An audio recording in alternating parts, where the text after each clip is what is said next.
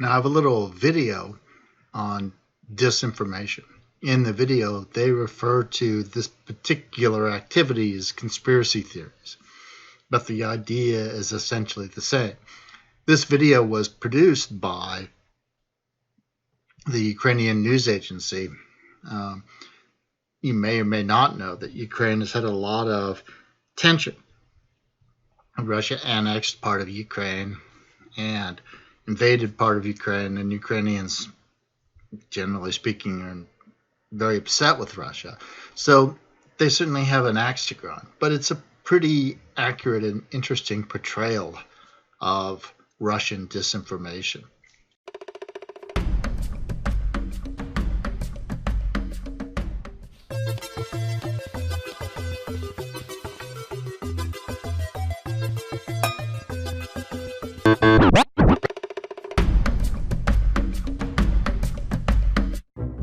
One of the ways Russia achieves national goals is by creating falsifications and conspiracy theories. When Russia wants to, it can create high-quality fakes and sophisticated deceptions with brilliant intricacy.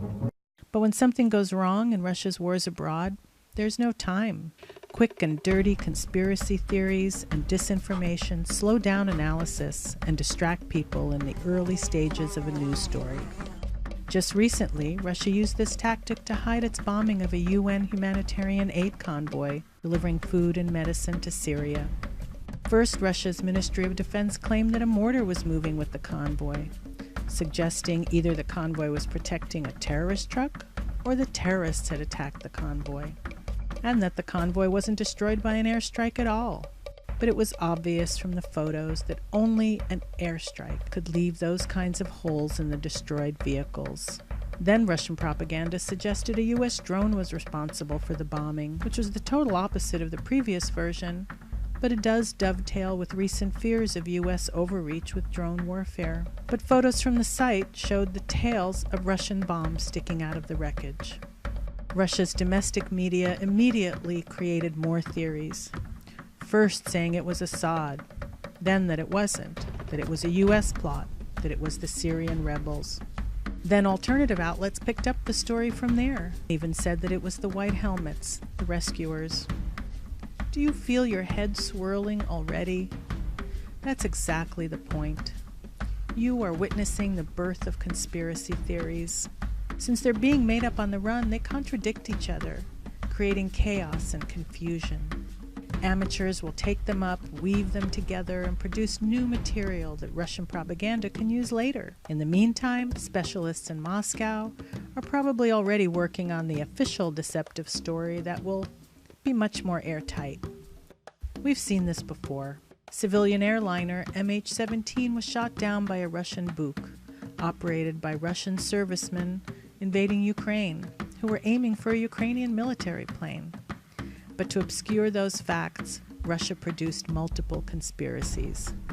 Days after the crash, Russia's Ministry of Defense planted two theories that would later be regurgitated many times over: that it was a Ukrainian plane or a Ukrainian Buk that shot down MH17.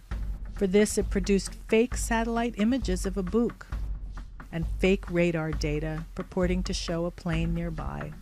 Someone in Moscow even edited Wikipedia to make you think su-25s fly at the same altitude as MH17, which they don't, and to make you think that Russia doesn't use that type of missile anymore.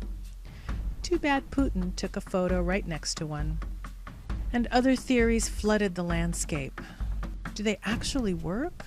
Let's listen to Liz Wall, former anchor at RT. Part of the strategy is to plant seeds of doubt to the official story and question everything so facts can't be established. So no one really knows what's fact and what's fiction.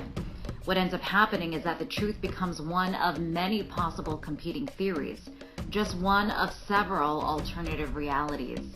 It messes with people's minds, and that's what it's designed to do. The Joint Investigation Team confirmed conclusively that MH17 was shot down by a Russian Buk, but Russia is still sowing a seed of doubt. Rapid-fire conspiracy theories distract people at the early stages of the story, concealing the most obvious and damning version of events. Luckily, These conspiracies are produced so fast, there's no time for a credible theory. And with the help of investigative journalists, the truth will come out.